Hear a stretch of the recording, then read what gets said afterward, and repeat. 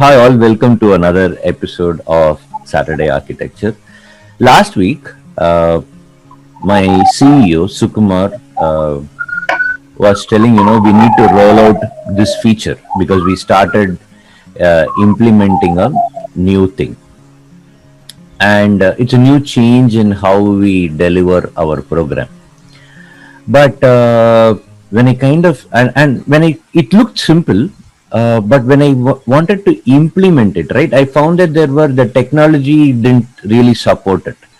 And then delving deeper, I understood that the architecture I had done was the requirement that was visible to me at that point in time. Now, the architecture will support me going up till 20,000, 30,000 users. That's not a problem. But this was a completely different kind of a functionality. For example, this program, whatever we had designed, is for Tiny Magic to deliver it. But now let's say somebody else wants to deliver something else. There were too many weaknesses, like we are working with some other partners who are delivering machine learning programs and they were trying to use this. And it became practically impossible to fit their requirements, and it looked like I had to do an overhaul. So that's what got me set to think that typically as architects we design for scale up, like increasing load, increasing the same thing in different geographies like that. But the scale out means that I have different businesses coming or change in businesses happening, businesses models changing. That is a clear missing piece in architecture. So what is it that as architects we can do to design or architect for scale out? So essentially architecting for the unknown. Yeah. Actually, this seems like a very difficult problem. It's like foreseeing the future, because you can never be sure what direction you're going to go in when you start something, right? You probably never thought of the partner delivering using your methodology, right? That's the problem. I think I understand it that way.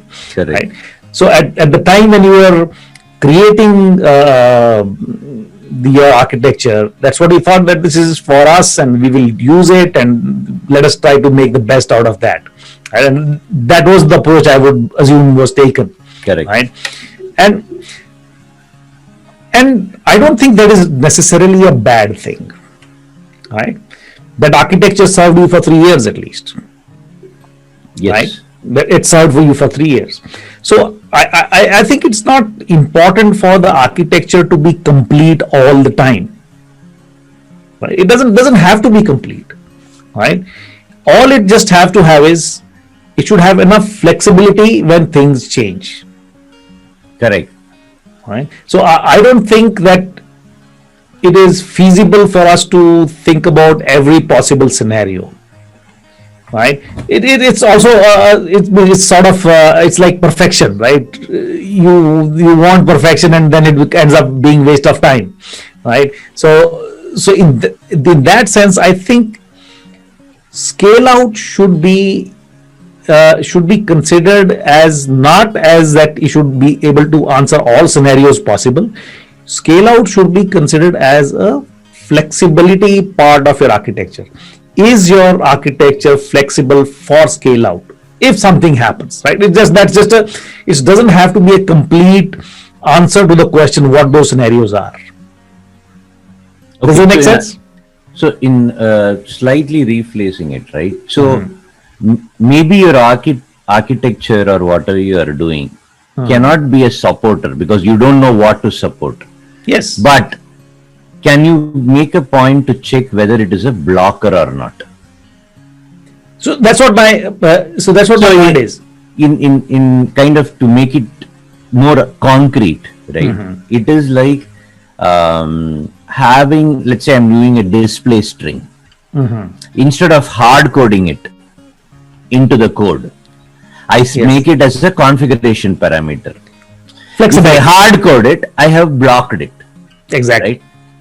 Right. So I guess what your point. So, but this much I'll know. I don't know what new string will come. Absolutely, absolutely. But I know that if I hard code it, it is a blocker.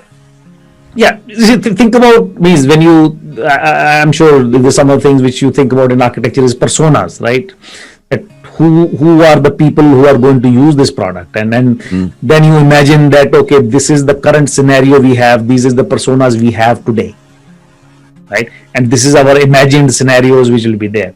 Now the what an architect can do in that scenario is what are the what happens if personas change or the processes change. Is my system flexible enough to change if those things change? Right? Because that's ultimately whenever you are talking about scale out, because scale up is straightforward, you just have more of the same thing, right? But in scale out, you will have different processes coming in and you may have different personas coming in. Those are the things which you have to handle in the application, right? And that could be fairly simple to think about. This is okay. All I need is to make sure that my personas are not hard coded into the system, and they are. If something changes, I can just add new personas. If there is a new process, I should have a way to handle the process without modifying code to a very large extent, right? Those are the things which come to my mind in terms of building flexibility while you are architecting, and that seems to me, just to my mind, it seems very simple to think about. This is okay. I don't have to know who those people would be or what those processes will be.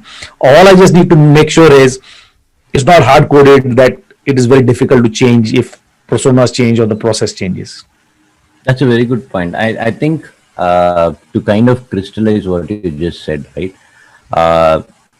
Hard coding personas and hard coding processes into your architecture and design is a clear blocker. So, for example, I guess in this case, the hard coded things where Tiny Magic mentors will be the only people using the application. So that's an implicit hard coding that had happened. So it was like, for example, things like you need to be a Tiny Magic, you need to have a Tiny Magic ID to be able to use the configuration screen. Okay, and there were no security checks, assuming that it's just going to be Tiny Magic people who are using it. So everybody had access to all the parts of the application. Now, when you want to bring in a third person, we wouldn't want that to happen. So I think not hard coding of personas, right, and abstracting out, and that's at a string level. I think it's done at code, so that's not a problem. But at an architecture level, I think not hard coding the process or not hard coding the personas, which is an important point, is a very good point to start off with.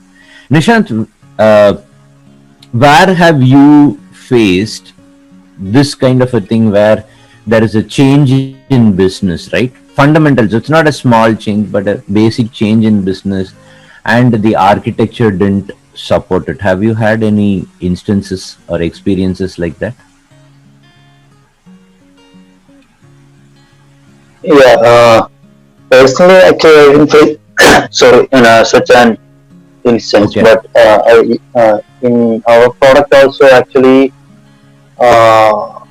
we had these scenarios, because I think this also is a possible or a very natural things happening in all software development.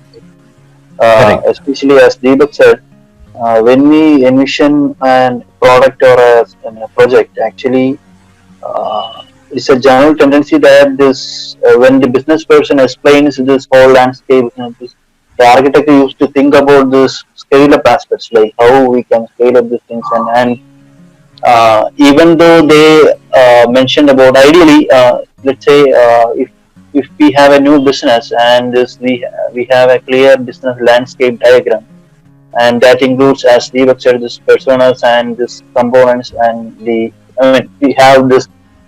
If it is a middleware system, then it can we have the consumers as well as producers. Yes, correct. I mean, we as a system, we may act as a consumer, and as a system, we may act as a producer. Correct. So even in the consumer part, if the business person explains this would be the one persona who would be using our system.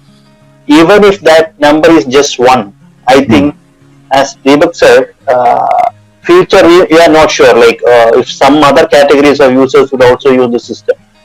So it's a general tendency. Like when we say this number is this would be the only type of users who are going to use the system. We take a assumption like, and we may think about a shortcut or option to go with a hard code. Like this would be the one user who are going to use this.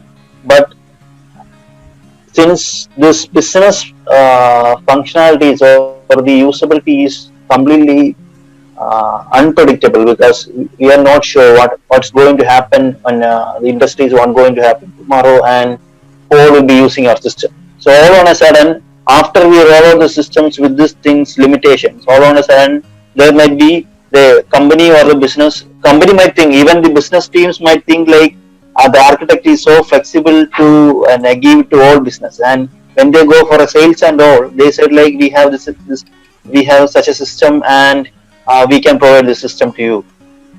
But after that, when they back to the team and they discuss these things like we have such a new business opportunity there, can we give the system to that for that deal? So that time we realize that this is architected, or this is limited to only that type of user that initially we discussed.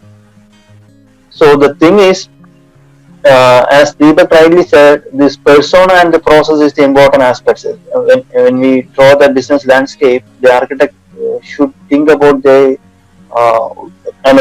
even though it is not practical to think about all things as a very extensible or flexible or a configurable framework, it would go for more complexity. But we should find a balance. Like the bare minimum things like this persona and process, even if it is in the current business, the business person or the business owner or the product owner says like we have only one type of user, we should consider that as a bare minimum things to be designed as a configurable thing.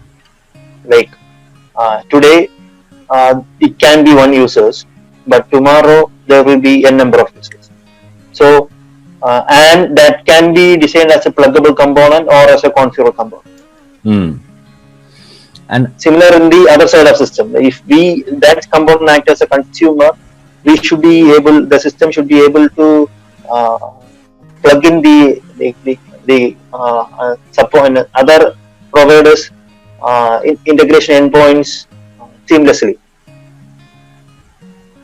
Sure. I think extending that, right? I think as I was talking, I just realized one more thing. It's probably when you talk of persona, right? It also talks about what is the persona going to do. Essentially, at the end of the day, it is going to be consuming some data and using data, right? Giving data and using data. So that if we kind of make sure also that instead of assuming that this is the only data that I would have, right? I might have additional data and that will have a different kind of an access. Then it becomes even more easier. Or the ownership of data, right? Now it's related to that. When you have abstracted the personas, you will also abstract ownership of data and access of data. I think I realized that in my application, if I had abstracted the personas, I would have automatically abstracted data access also. Correct. There it comes to the role-based control engine. Right? Yes, and because I did not abstract out the persona, I could not abstract, that data access and everything also got hard-coded to that. Data at the end of the day, nothing but represents the business itself. Correct. So it's interesting. I think one thing which I do get after this discussion is that if I have to summarize what I got from, I think I said we'll start this from last episode we have been doing, right? In this episode, what all did I kind of get? So I would say that key learnings from this discussion is, in order to have scale out, make sure that you abstract out the process and the persona. Typically in these applications, we kind of assume these will be the persona of users ever.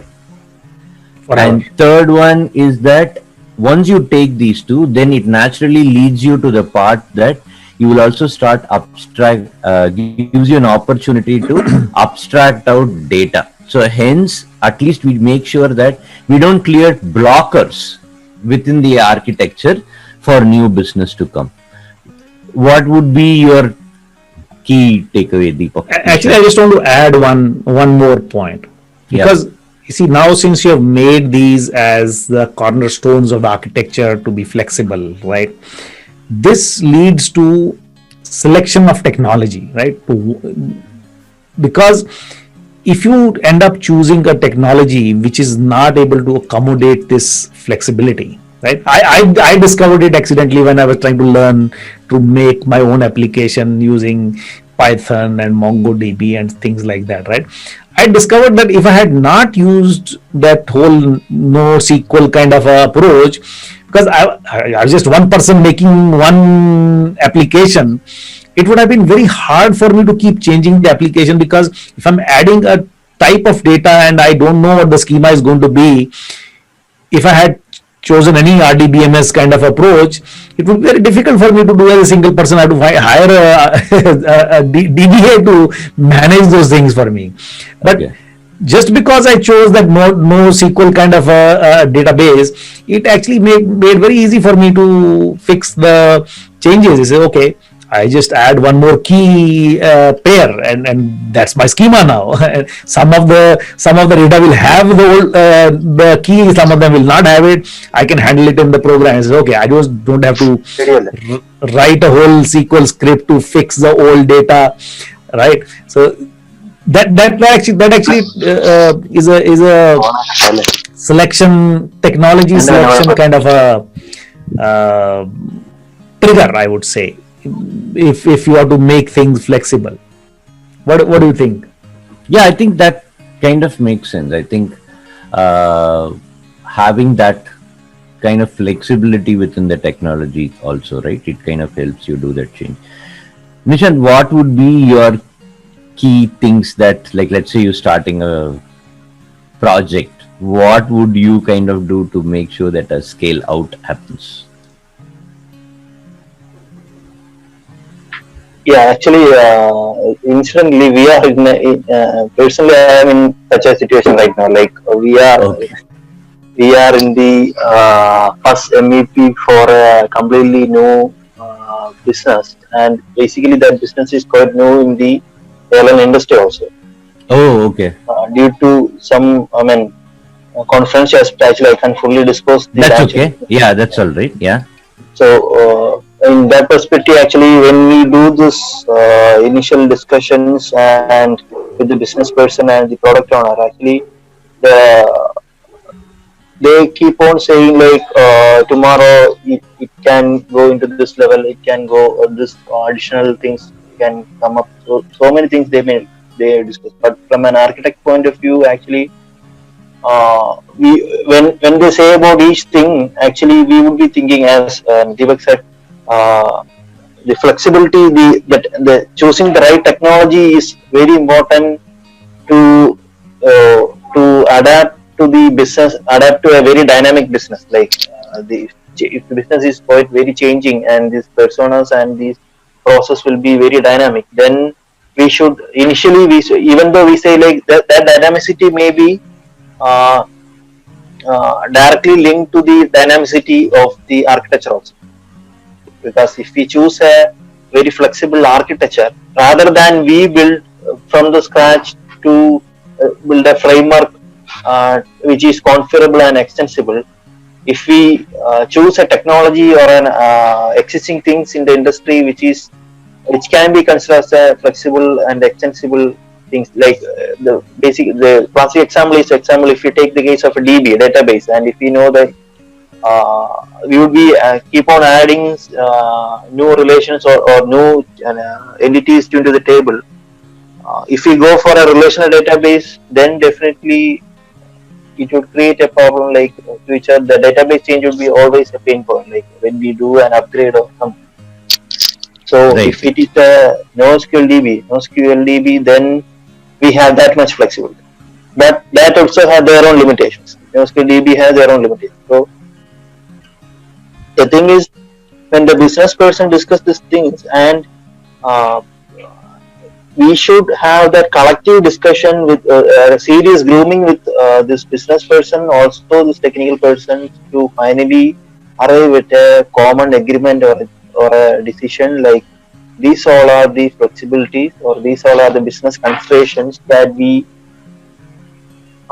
taken into account for having this architecture, or this will be our base architecture for handling this business, and this both business person and technical person should come into an agreement. Because usually what happens is business person explains all these things and they will go for they will go for their own further works and all, and we would think about this architecture, and later discussion it might be a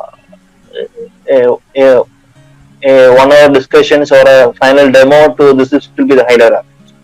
But rather, I think that business person should also involve in the serious or the reverse case. This technical person should also involve in the that initial phases of that business solutioning and all. So that cases, when the technical person says something about this business person thinks like, yeah, there is a chance for a flexibility or an additional persona here.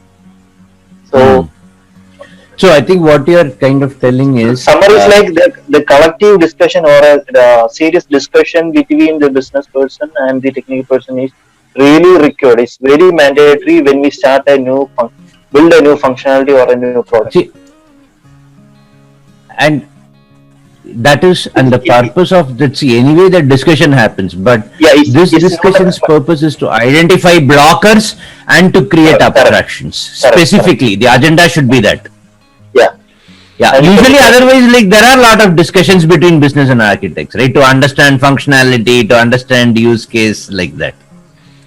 So there's something which came to my mind, that if you really want to make it that flexible, you have to think like a SaaS provider. You have to think that as if this application you don't really know who all could possibly use your application, right? I'm not saying that you have to make a SaaS application. I'm saying just think like a SaaS provider, right? Just think like a SaaS provider. It says they don't really know who will sign up for their software and what purpose they will end up doing, right? Think about, since you're familiar with SharePoint, right? You know the architecture, how I think one of the reasons why SharePoint really succeeded was because it really can be modified to do a lot of stuff, right? People Yeah. used it Correct. for all kinds of things, right? It was really successful because of the flexibility it provided, right? So and even today, means people think that SharePoint is gone, but most of the people don't know that behind Teams is all SharePoint. Most of the Correct. applications which run on Yes. Teams is totally SharePoint, right? Correct. And that proves the sort of the longevity of this architecture, right? Correct. That's true. Yes, I think pretty much I would say 70 to 80% of Teams is dependent on SharePoint in the background. Right. Yeah, Deepak, now, just one doubt, because I am working in a product company. Here the general principle or a general thumb rule is we used to think about all product, everything in a SaaS model. Yes. So I am just very curious to know how about the situation. I'm not sure because you guys both also from product company. I am very curious how this development thought or a philosophy that we used to follow in a service project, like when we, because there this the entire requirement from even from customer. In that case also it's a practice, whether it's a practice like this, the company think from a SaaS model or purely from building a product or thing, or building a or just delivering that project just to meet the customer, that particular customer. What is the general thing? So the general thing, this is my perception. Kumar, you can correct me. So my perception is the service companies are not really after the flexibility. They don't really care as much about flexibility as much as product companies do, because for a service company, that is repeat business. You want to change architecture, okay, let me put together another contract for you, right? So it is not in the service company's interest to make that architecture, right? So they will go for the shortest and the quickest route to production, right? I say, okay, let me hard code everything and just make it run, right? Now, no customers make this as part of the requirement that this should be flexible, this should do that, this should not hard code this. I've never seen this kind of requirements being put forward in a business contract. But maybe they should be. Maybe they should start thinking like that, because increasingly, even if the service companies, the good service companies should think about such architecture so that they can reuse their own IP, right? I think I think that has been the past trend, but I think going forward it might become a little more trickier, because all companies are telling, what is the value add that you can do for services company, because it's like all services companies are kind of stabilizing at a point, right? It's so the differentiator would come the ones who can also scale for the other companies' business growth.